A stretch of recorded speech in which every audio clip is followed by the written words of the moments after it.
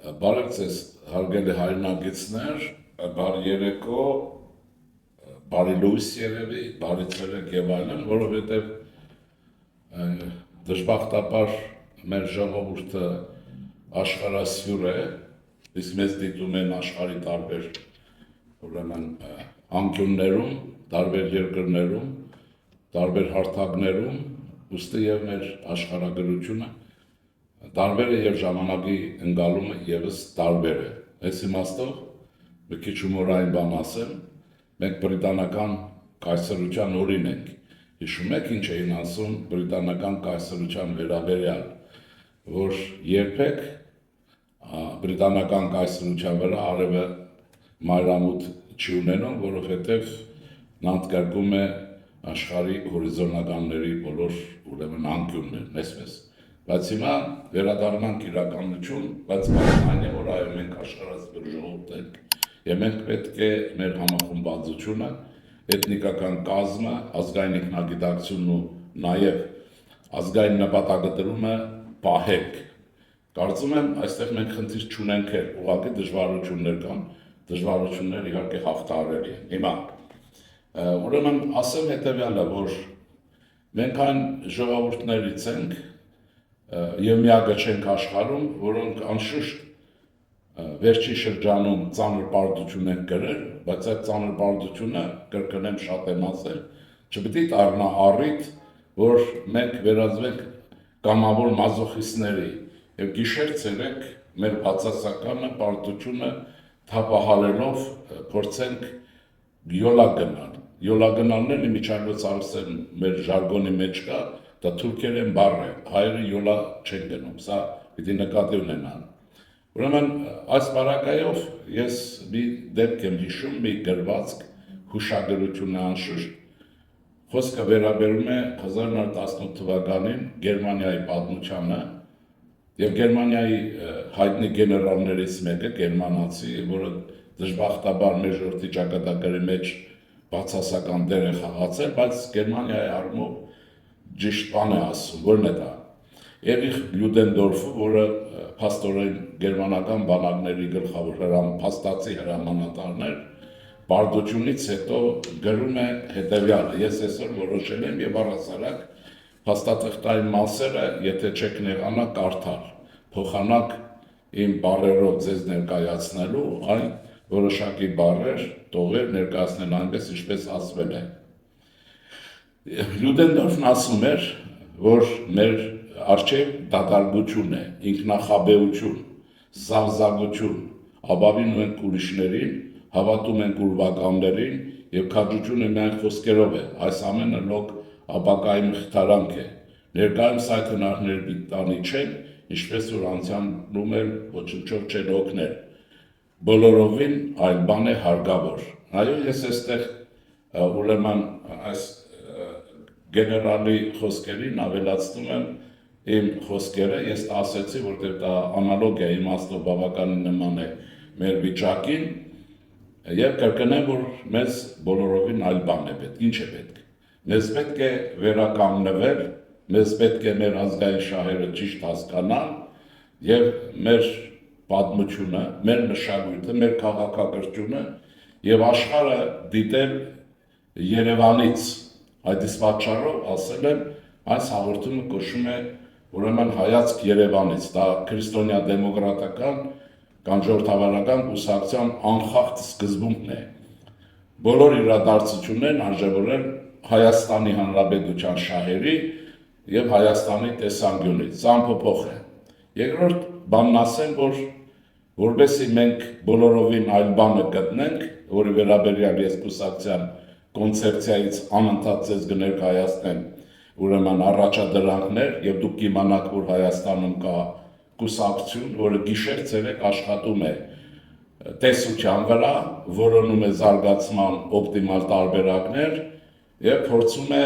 Հայաստանի շահերը որոնել սեփական ազգային պետության հազարամյա պատմության խորքերի մեջ արքետիպի որոնումով մեր ժողովրդի եւ վերականգնելով արքետիպի այն աղճատված մասերը,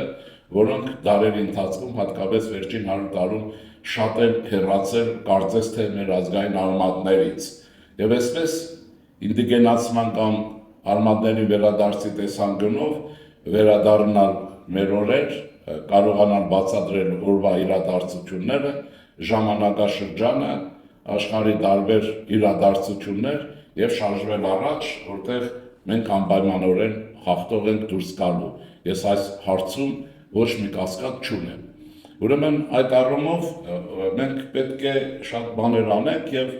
ծրագրեր ներկայացնենք։ Կուսակցությունները պարտավոր են ծրագրեր ներկայացնել, իսկ նրանք, ովքեր որ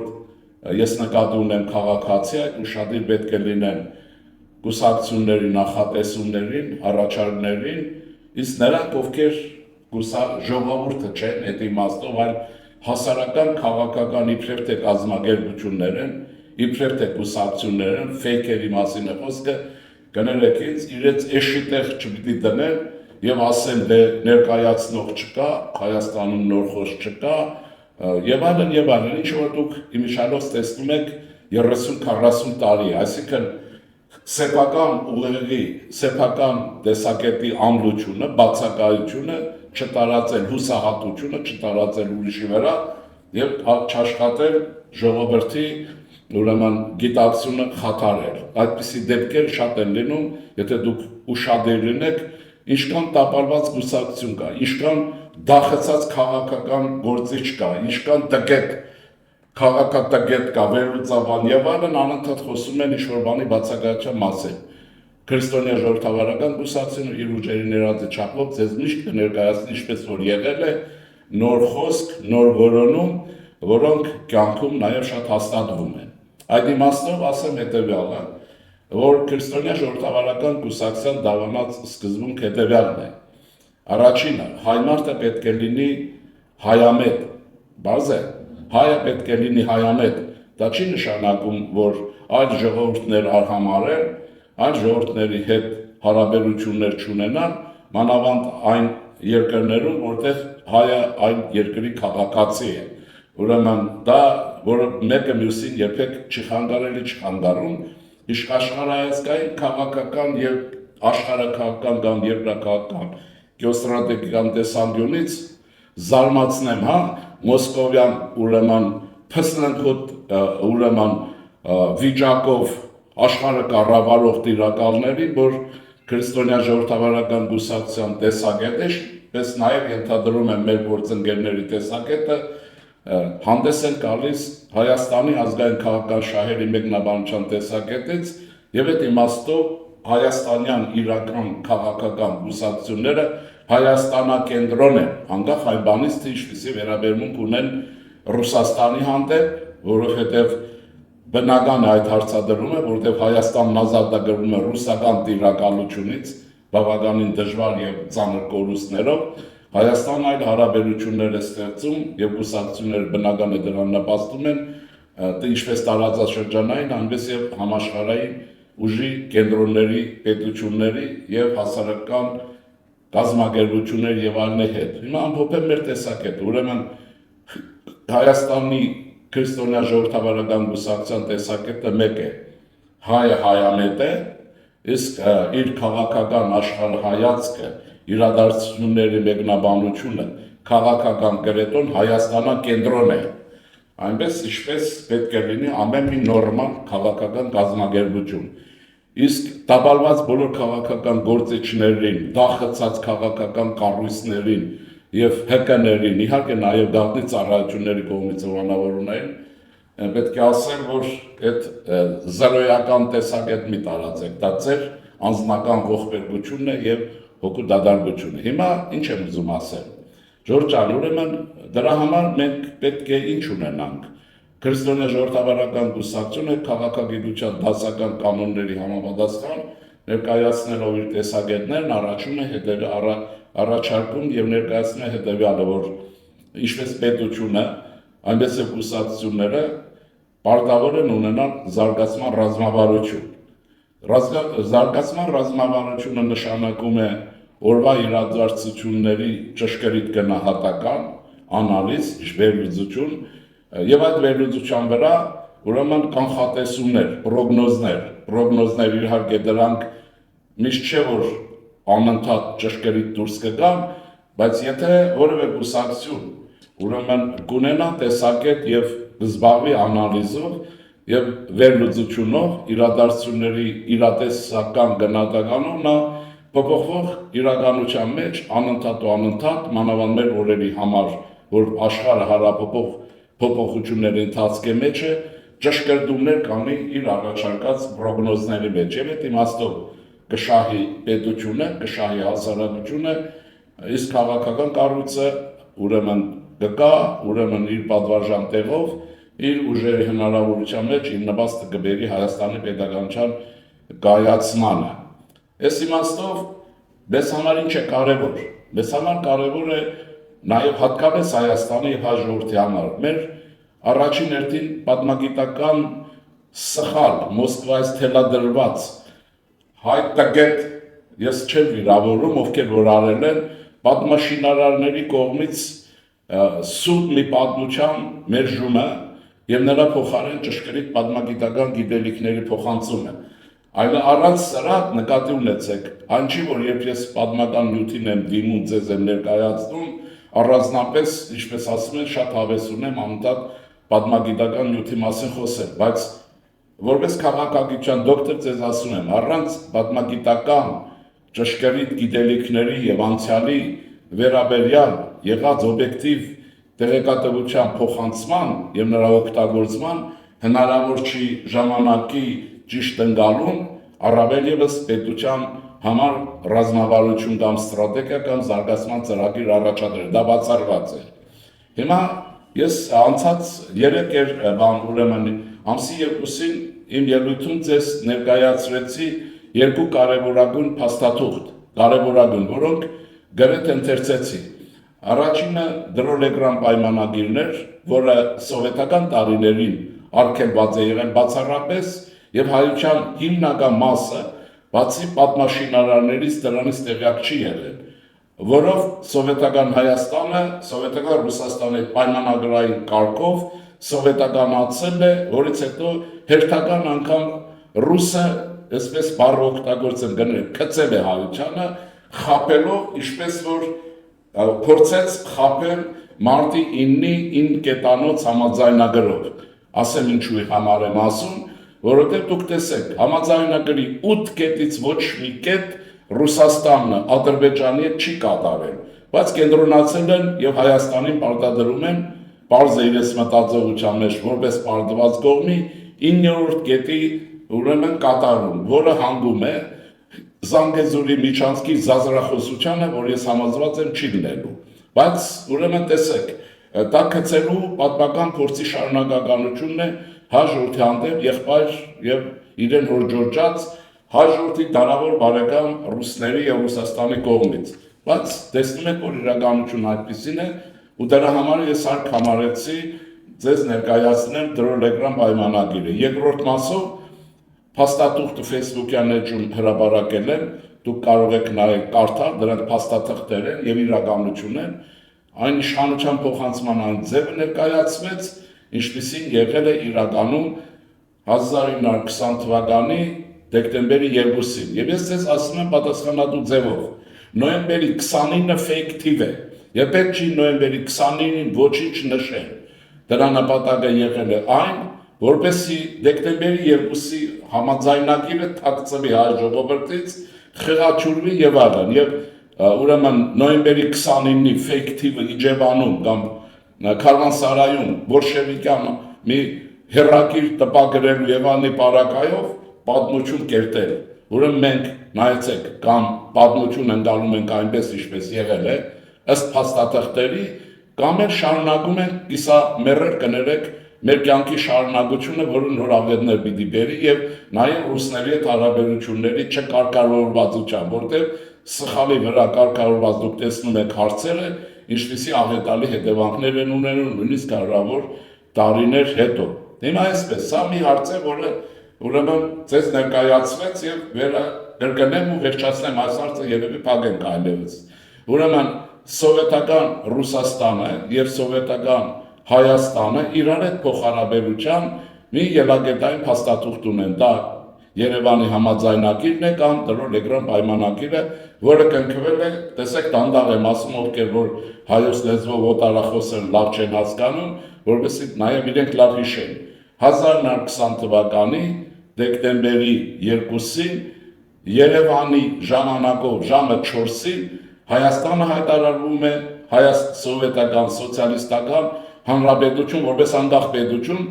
որի երրորդ կետը, որի մասին ես ձեզ ասեցի, ներկայացնում է Հայաստանը այն տարածքը, որ Ռուսաստանը դիտում էր որպես Հայաստան, ըստ պայմանագրի,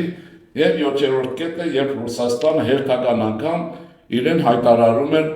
հայ ժողովրդի անվտանգության երաշխավոր։ Հիմա էլ նույնն է փորձում անել, հապկի գծով փորձում է Հայաստանի եւ հայ ժողովրդի անվտանգության երաշխավոր ներկայանալ, որը վերջինը կլինի։ Եթե մենք դրան համաձայնվենք, այլևս վերջինը կլինի։ Դուք դա նկատի ունեցեք։ Ուրեմն սա ամբողջապես առաջին, երկրորդը։ Մենք պետք է մի բան իմանանք, հասկանանք, որ մենք տարել ենք մի աղետ, որը նաեւ շարունակականություն ունեցավ 2023 թվականին, 2023 թվականներին, եւ դա հայոց ցեղասպանությունն է։ Ես ընդհանրապես ասեմ նաեւ ուսանողների համար եմ ասել, լսարաններում միշտ եմ կրկնել, որ ցեղասպանության փաստով չի կարելի ապրել, որտեղ դա խեղում է մարդու գիտակցությունը, անդամալույց անում իր ներաշխարը դադարում մարդուն պայքարի ուրեմն կոչելուց։ Իհարկե, ուրեմն ինչ պետք է։ Ուրեմն այդ փաստը շատ լավ պիտի իմանալ, գիտականորեն հիմնավորված, ընդունել, որ դա մեր ազգային հազարավոր տարիների երթայի մեջ ամենաողբերգական դեպքն է ու դրա համար պայքարել, հետևանքների վերացման համար, ճանաչման համար եւ այլն, բայց դրանով երբեք չի կարելի ապրել։ Չի կարելի հատկապես նոր սերունդներին դաստիարակել ցեղասպանության ուրեմն փաստի ինքնագիտակցումով, այն իմաստով, որ դա լինի ապրելակերպ։ Եթե մենք այդ ճանապարհով շարունակենք գնալ, նկատի ունեցեք, մենք կունենանք առնվազն գիքորներ, քաղաքական գիքորներ, որոնք ոչ մի հարցի կատարման իրավունք ուրեմն կարողությունը չեն ունի։ Հակառակը, ուրեմն պետք է իմանալ, գտնել նոր լուծումներ, եւ այդ նոր լուծումները հատկապես ուրեմն 44 օրյա պատերազմից հետո Հայաստանի պետականության կայացման այս ընթացքի մեջ եւ Արցախի կորստից հետո պետք է խորապես ուսումնասիրվի եւ այլն եւ պետք է նոր խոսք ասվի այս ուղղությամբ եւ շարժվել առաջ։ Ուրեմն այստեղ ինչն է հարցը։ Ելակետայինը պետք է լինի ոչ թե սովետական տարիներին տխմարորեն մեր գիտակցություն տեղադրված այն նորից կիսա գաղափարից, որ Թուրքիան է եւ այլն եւ Գերմանիան է հովանավորել, հրյաներն է մեղավոր եւ այլն, այս կոնցեպցիան գիտեք։ Եվ դա շատ տարածված է, այլ մենք պետք է իմանանք իսկ Ռուսաստանն ինչ դեր է խաղացել ցեղասպանության ակտի մեջ։ Առանց Ռուսաստանի դերի իմացության նորից կշարունակվի նույն ողբերգականությունը եւ առաջին հերթին իհարկե դա կլինի մեզ համար, մեր պետականության համար ողբերգականություն, բայց նաեւ ռուսների հետ անիմաստ սիրախաղը, վտանգավոր սիրախաղը շարունակելու առիթ կլինի։ Ուրեմն այստեղ կարող ենք ասել, այո, իհարկե ոչռագործը Թուրքիան է, ցեղասպանության հիմնական մեղավորը նա է, գլխավորը, բայց նրա ցեղասպանության կազմակերպիչ, գաղափարական հովանավոր եւ ցեղասպանության խրախուսող ուրեմն ուժը Ռուսաստանն է։ Այստեղ կան երկու հանցագործներ, որոնք իրար հետ Սուլթան Համիդի, ավելի շուտ ասեմ, ուրեմն Բերլինի կոնգրեսից սկսած եւ դրանից հետո համագործակցաբար լուծել են հայկական հարցը, որի վերջին արարը հուսանք վերջինն է, մենք տեսանք ռուսների կողմից Արցախի շրջափակումը եւ Գանադամուրի կազմակերպումը, իսկ նրա Արցախից հայության արտամղումը, էթնիկական զտումը ուրեմն ադրբեջանական զորքի եւ ադրբեջանական թրքության կողմից։ Ուրեմն այստեղ կասկածներ չունենանք, ով որ այս տեսակետը չի ընդունում, շարունակում է ուրեմն շարունակելու է նույն ողբերգություն տարբեր վարիացիաներով կրկնելը։ Դրա համար որպեսի ես չլինեմ մերկապարանոց հայտարարող, ես տեսնում եք, որ տարբեր մեր գործիչների խոշորագույն դեմքերի եւ այլնի տեսակետներ մտքեր ձեզ փոխանցում եմ։ Ես կարծում եմ, որ այստեղ ամենափայլուն գնահատականը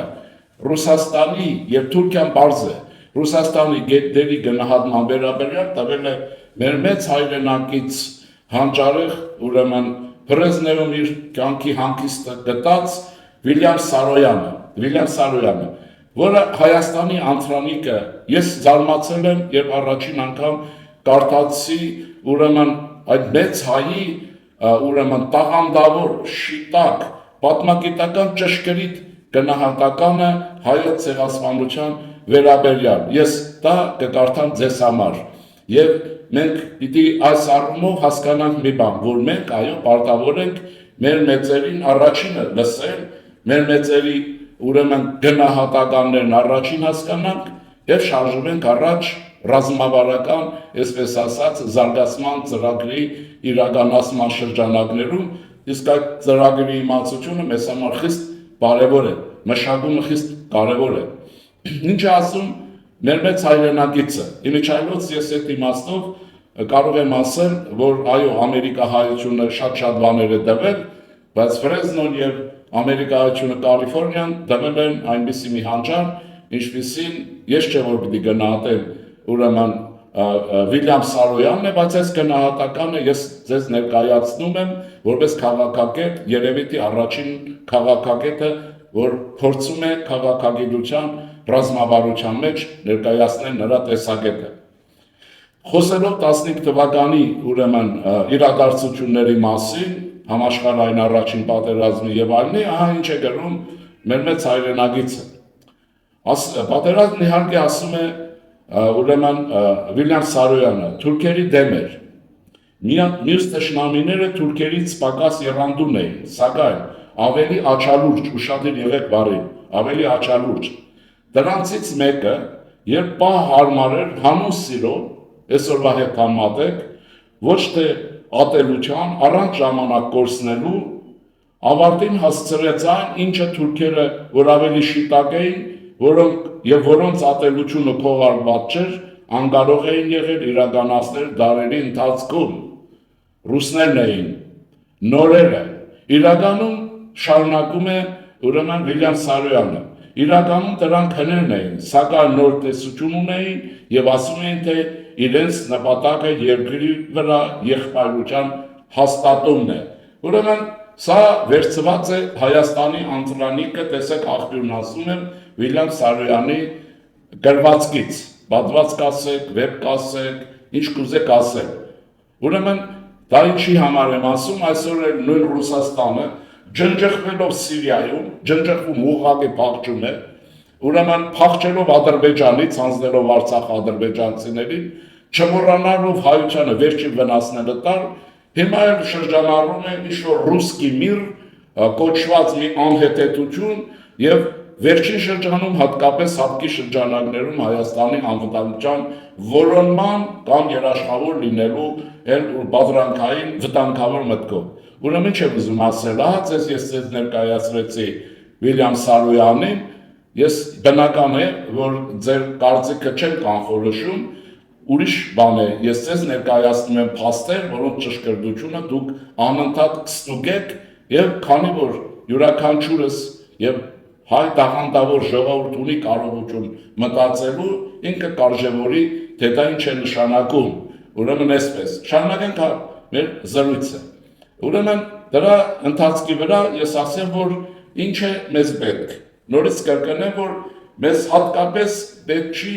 ուրեմն ապրել գիքորի կերպարով, գիքորի ընկալումով, հատկապես լինել քաղաքական գիքոր, որի ուրեմն հարյուրավոր տեսակներ դուք պատերազմից հետո տեսակ Երևանի փողոցներում ռևանշիզմի անվան տակ Ռուսաստանի հրահրումով Հայաստանում պետականությունը կործանելու պետական հեղաշրջումը իշխանափոխության անվան տակ կատարելու։ Սրանք իրականում քաղաքական գիքորներն են, որոնք լռել են վերջի շրջանում հատկապես Ռուսաստանի հետևողական հակահայաստան գործունեության արդյունքով, բայց դրանք ուրեմն կարմիր բանակայի նման մտքով արթուն են, գործով պատրաստ, համըսխան ձևով չեկիստի իրենց պարտականությունը կատարելու Հայաստանի եւ հաջորդի դեմ եւ դժբախտաբար դրանք էթնիկական իմաստով հայեր են, հայոց լեզվով են խոսում, Մեր գուցե բարեկամներն են, մեր ընկերներն են, բայց ազգային աղճատված ինքնագիտակցությամբ եւ թունավորված ռուսական թույնով։ Դրանց առաջարկում եմ ուշադիր կարդալ հիշել փաստաթղթերը եւ երկրորդը կարդալ մեծն ուրեմն հային Վիլյամ Սարոյանին։ Հիմա շարունակեմ այս խոսակցությունը, թե մեզ ինչ է պետք, ինչն է հարկավոր, որ մենք պետք է անենք։ Մենք պարտավոր ենք ուրեմն պետությունը անընդհատ ու անդադար այս խառնաժ ժամանակներում շատ ավելի Հայաստանի Հանրապետությունը ուժեղացնենք։ Ես ասեմ, որ իմ խոսքի մեջ անգերց եմ եւ ասում եմ, որ եթե մենք կունենանք այն պետականությունը, չամաչեմ ասեմ, չնեղվեմ, ինչպիսին ձեզ առաջարկում է քրիստոնյա ժողովրդավարական կուսակցության իր մոդելի մեջ, մենք վստահաբար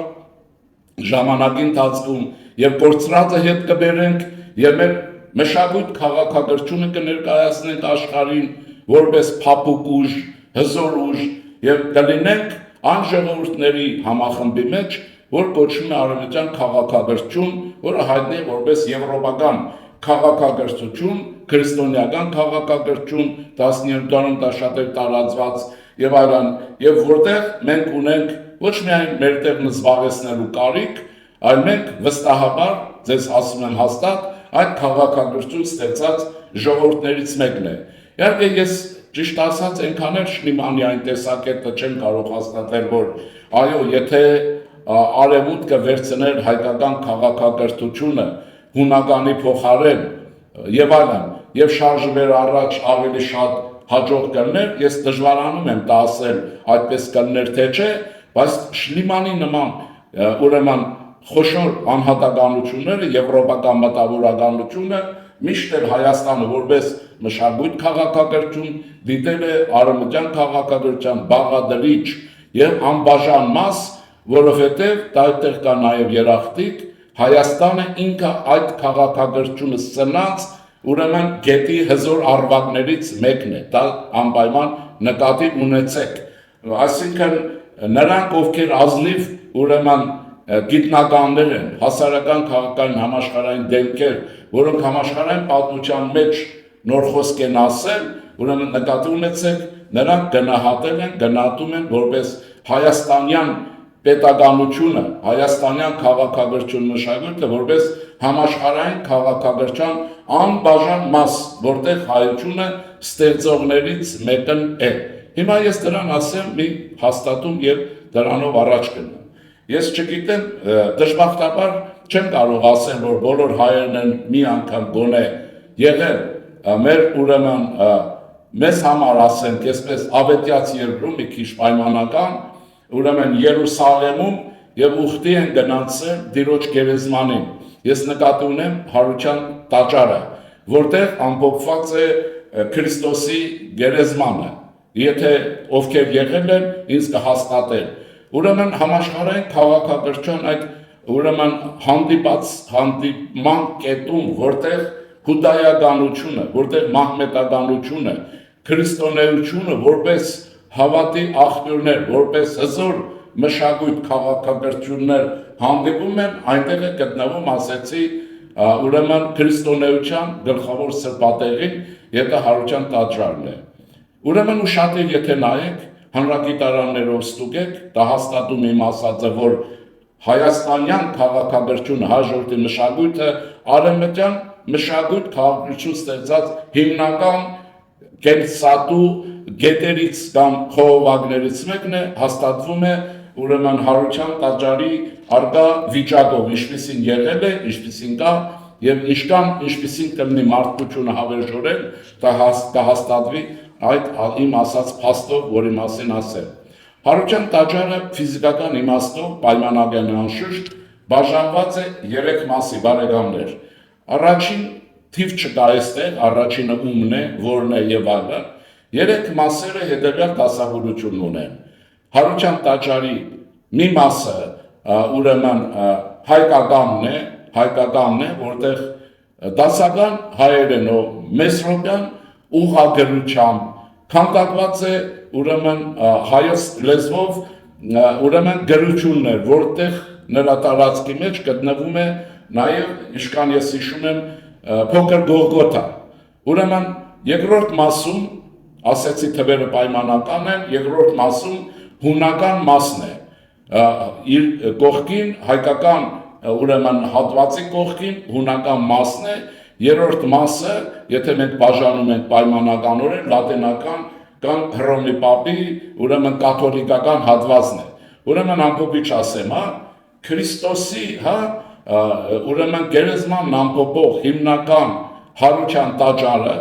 ուրեմն Տիրոջ գերեզմանով հանդերձ պայմանականորեն բաժանված է 3 հատվածի, այդպես եղել է,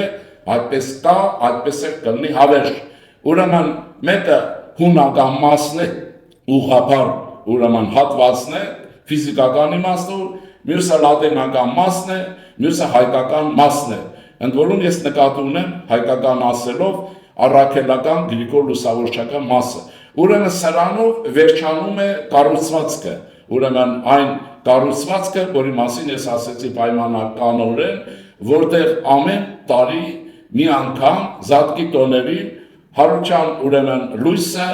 ինչպես որ ասում են ֆիլմերում եւ այլն, ովքեր չեն եղել կարող են դիտել,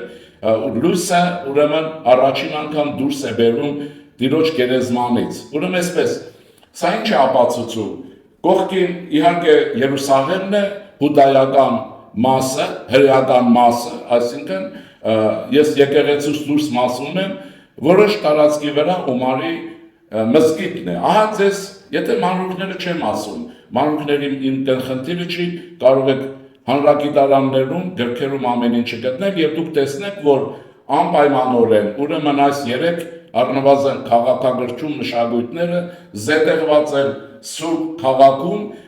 որտեղ ուրեմն դրանք իրար հետ փոխգործակցում են, իրար հետ հարաբերվում են,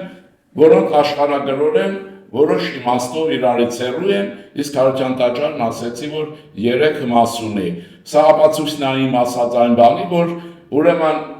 արևմտյան կամ եվրոպական քաղաքագրությունը կառուցված է ըստ էության Քրիստոսի Հարության տաճարի մոդելի տեսքով։ Մնացած անշուշտ ժողովուրդներ եւ այլն, ուրեմն ուղղափառ ռուսներ, վրացիներ, ես չգիտեմ, այդ շատ կարող եք ասել եւ այլն, սրանք որևէ տեղ չունեն Հարության տաճարում, որովհետեւ իրենք ուղղափառ աշխարհի մաս են, իսկ մեզ հետ են այնտեղ ասորիներ, ղպտիներ եւ այլն եւ այլն։ Ուրեմն այսպես, եւ այս ժողովուրդները կարծում եմ ծառայելու են եւ խնդարգելու են այն սրբատեղին, որտեղից ոչ միայն քրիստոնեական լույսն է տարածվել, այլ նաեւ քրիստոնեական մշակույթը, քրիստոնեական քաղաքագրությունը եւ այլն։ Այստեղ ես հանկարծ հիշեցի մեր խոշորագույն բանաստեղծներից մեկին, որի վերաբերյալ կարծում եմ, որ դուք կարծիք ունեք եւ դա Պարուշ Սևակն է։ Ես վերջի շրջանում 2 հայ մտածողի ինձ համար բացահայտել են, գուցե դուք եք այդպես։ Իհարկե նախորդ շրջաններում իրենց ստեղծագործությունները քիչ շատ կարդացել եմ, ես գրականության մասնագետ չեմ, բայց 2 թե 3 ասեմ, 3 գործիչներ, որոնք մշակույթի դեմքեր, որոնք ինձ համար հայտնաբերել են, բացառիկ տեսք են տալիս այն ամենին, ինչ որ ես ձեզ ասում էի։ Դուք եթե ես շշմել եմ կարդալով Պարուշ Սևակի աստվածագիտական, աստվածաշնչյան գիտելիքները։ Դուք ես ասում եմ հատուկ հայ հետանոսներին, ճակերտավոր, չեկիստներին, որոնք ամեն կերպ ուզում են Հայաստանի պատմությունն անջատել, չգիտեմ ինչու ուզում են քրիստոնեության դեմ ինչ-որ բաներ խոսել, իսկ դրանք կարծում եմ, որ ժամանակավոր են, բայց մնացած պարագայով հետևյալն եմ ասում Պարուշ Սևակից։ Պարուշ Սևակն ասում է, որ չկարացնեմ, որ ով չի կարդացել Աստվածաշունչը, ով չգիտի Աստվածաշունչը, չգիտի նաև թե ինչ է համաշխարհային քաղաքագրությունը, չգիտի թե ինչ է ուրեմն արվեստի գրականության լույսը եւ այնտեղ նշում է շատ հեղինակների, որոնց թվում ուրեմն նշում է նաև հայ մեծագործ գործիչներին։ Մեկ բանը ուրեմն Նարեկացի եւ այլն։ Ես ուրեմն ես զարմացել եմ Աստվածաշնչի ուրեմն իմացության խորությունն ու մակարդակը Պարուշ Սևակի կողմից։ Երկրորդը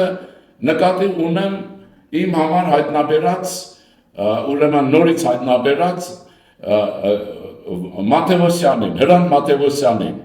Մանավանդ այդ հարցերը սրվել են վերջին օրերին, նրա մի քանի տողը ստեղծագործությունը չէ որ ձեզ պետք է ներկայացնեմ, նա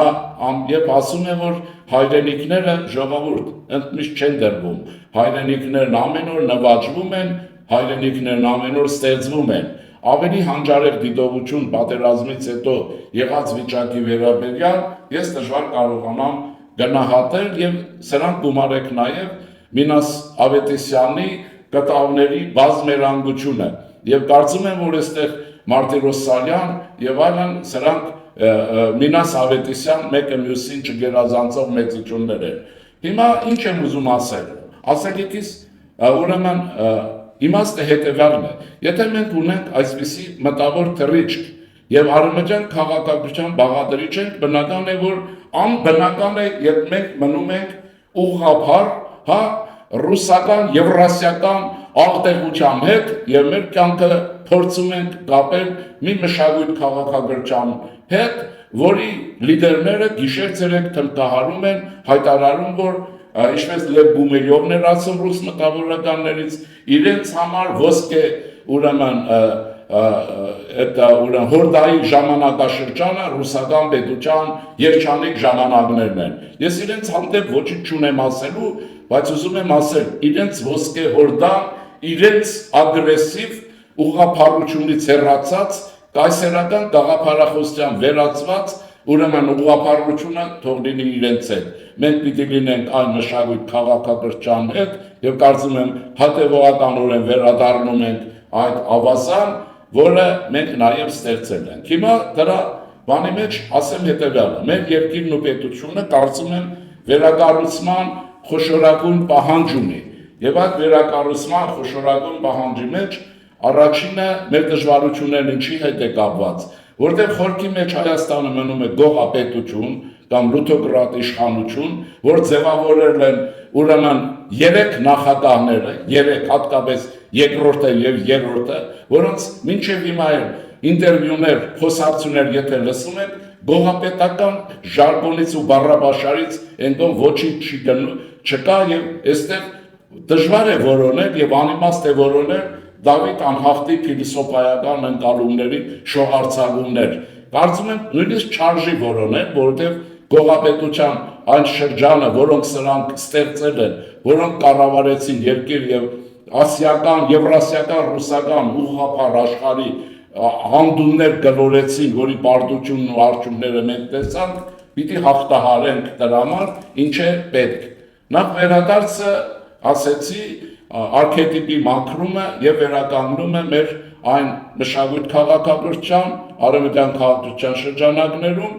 որի մասին ասվեց։ Հիմա երկրորդ մասը, իհարկե դա փիլիսոփայություն է, դա աշխարհընկալում է եւ դրանով հարցը բավարար չի կարող լինել։ Ինչպես ասում են, խնդիրն այստեղ անհրաժեշտ է, բայց բավարար չի։ Ինչ է պետք։ Ուրեմն մեզ պետք է տեխնոլոգիական հեղաշրջումներ, պետք է մեր ժողովրդի տաղանդը նորարարության վերաբերյալ իր ընկալումները դարերի ընթացքում սովորույթ հայ մարդու որոնել, գտնել, աշխարհը չափել, հիշեք հայ վաճառականներին, որոնք մինչև Մագելանի եւ այլն հայտնագործություն աշխարհը պատել էին, ուրեմն այդ առևտրական ցանցով այսօրվա ինտերնետին, որը որոշակի նմանություն ունի, ուրեմն այդ որոնողական մտածողության վերականգնում է պետք եւ այստեղ Դեկարտյան փիլիսոփայությունը մեզ պետք է օգնի։ Մտածում եմ, գոյություն ունեմ։ Այսինքն, եթե ես չեմ մտածում, իհարկե ապրում եմ, բայց գոյություն չունեմ։ Մենք պետք է լինենք նորարար եւ հատկապես տեխնոլոգիաների ոլորտում կարողանանք առաջ շարժվենք։ Բայց բարձվում է, որ այս ոլորտում հայությունն ունի զգալի նվաճումներ, հատկապես վերջին տասնամյակներին, որի մասին ես շատ եմ խոսել, բայց որի նորարարության արդյունքները այսօր առավել քան պերճախոս են։ Ես նկատի ունեմ հայ-ամերիկյան PSI ընկերության կողմից սենսորային կամ տվիչների տեխնոլոգիաների, ուրեմն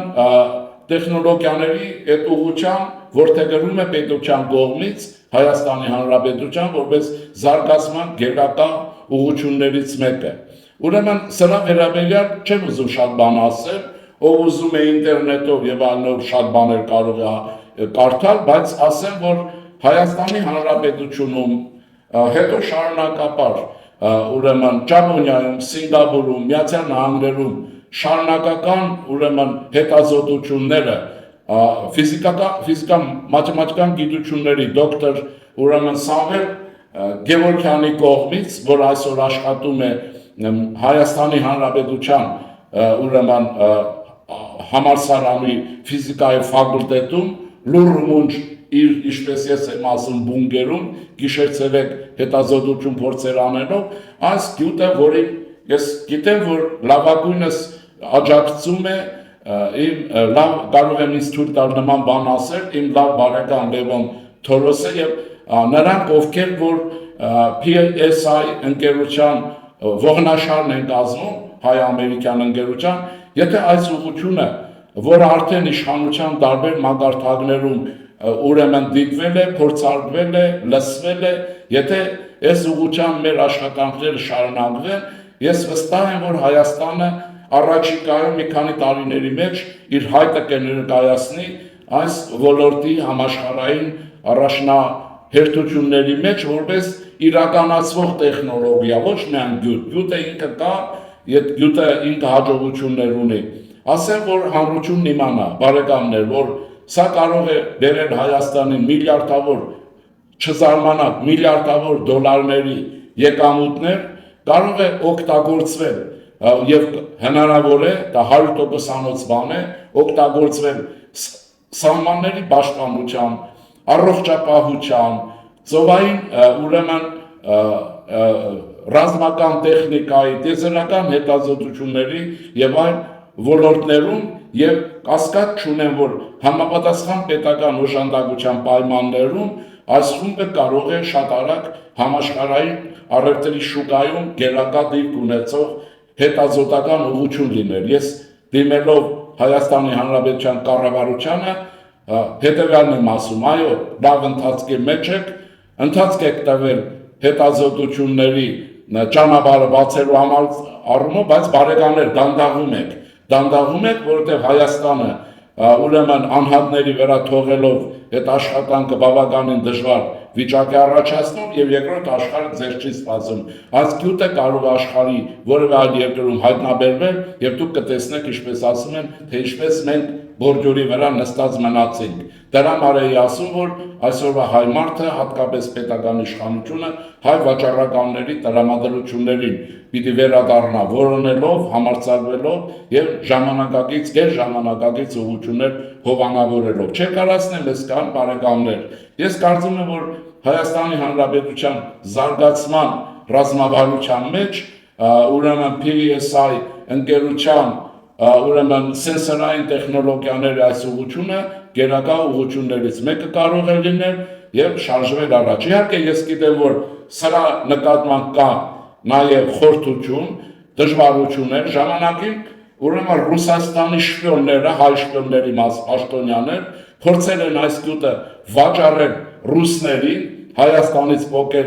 տալով, բայց ուրեմն այս ընկերությունը կտրականորեն ներժել է որևէ համագործակցություն ուրիշի հետ, հատկապես ռուսների հետ եւ նրանց տրամադրելը։ Հիմա այդ արգելքները վերացել են, պարզապես պետք է խրախուսել եւ շարժվել առաջ։ Այսքան է բարեկամներ, ինչ եմ ուզում ասել։ Այսինքն պատմության իմացություն, արժևորում սեփական անցյալի, ներկայի եւ այլն եւ նորակույն ժամանակային բաների վրա նոր շարժումներ։ Մի բան էլ ասեմ արտաքին քաղաքականության վերաբերյալ, որովհետեւ հետևյալ բանը կա։ Իհարկե մենք գիտենք, թե աշխարհի եւ տարածաշրջանը հատկապես վրացական իրադարձություններից Սիրիայից հետո ինչպես է իրար խառնվել, բայց մենք կարող ենք խուսափել եւ պետք է խուսափենք ցնցումների մեջ ընկնելուց, դա մեզ ընդհանրապես պետք չի եւ մեր վիճակն այնպեսին չի, որ այս ոլորտներում ուրեմն բաներ անենք, ակտիվություն ունենանք միջամտելու իմաստով, մանավանդ միջազգային իրավունքներ թույլ չի տալիս, միջազգային իրավունքը հարգում է օտար երկրների ուրեմն ներքին գործերին չմիջամտելը, դա միջազգային իրավունքի նորմ է։ Մենք թույլ չենք տա մեր ներքին գործերին միջամտել եւ մենք պետք է աշխատենք հեռու մնալ նման գայթակղությունից, դա կնշանակի ուշադրությունը բևեռացնել խնդիրների վրա եւ երկիրը շատ արագ զարգացնել, դարձնելով, այսպես ասեմ, ուրեմն քրիստոնյա ժողովրդավարական կուսակցության դավանած սկզբունքին, որ Հայաստանի Հանրապետությունը կարող է բալանսավորված քաղաքականության շնորհիվ ներքին եւ արտաքին ռեսուրսների օգտագործումով, առաջին հերթին ներքին ռեսուրսների օգտագործումով, ուրեմն ոչնչացնելով գողապետություն իրենց պալագլուխներով, սրանք պետք է ոչնչանան քաղաքական կյանքում, կարող է դառնալ տարածաշրջանի բանալի պետությունը, կիսթետ, որը նաեւ ես ինչքան գիտեմ, մի քիչ համեստ եմ ասում, նաեւ այլ երկրների քաղաքական շրջանակներում որոշակի հավանության է արժանանում բանալի պետություն, ուրեմն ռեզիդենտ պետություն, ես ասեմ, Լեհաստանի մակարդակով, Լեհաստանի մոդելով, եւ պատահական չի, որ ավարտենք խոսքը հետեւյալով, որ մի քանի օր առաջ Հայաստանի Հանրապետությունում Լեհաստանի դեսպան նախագահ Անդրեյ Դուդան իսկապես ոչ միայն Լեհաստանի եւ Եվրոպայի հովանավորությունը հայտարարեց Հայաստանի Հանրապետության եւ օժանդակությունը հանդեպ, այլ նաեւ իսկական գնահատեց հայ ժողովրդի ծառայությունները համաշխարհային քաղաքության մեջ եւ ասեց, որ այո, հայերը համաշխարհային մշակույթի մեջ ունեն շատ ընդգծված զգալի ներկայություն եւ բաժին, ուրեմն հրաժարապատիվ եղեք, բարի գիշեր, եւ մենք մտածենք ինչպես կարող ենք մեր երկիրը անընդհատ զորացնել, դարձնել գերարտիական։ Եղավ ուրեմն այսքան, եւ դա հնարավոր է մեր ուժերով, մեր բարեկամների ուժերով։ Ստեսություն ձեզ, բարի գիշեր։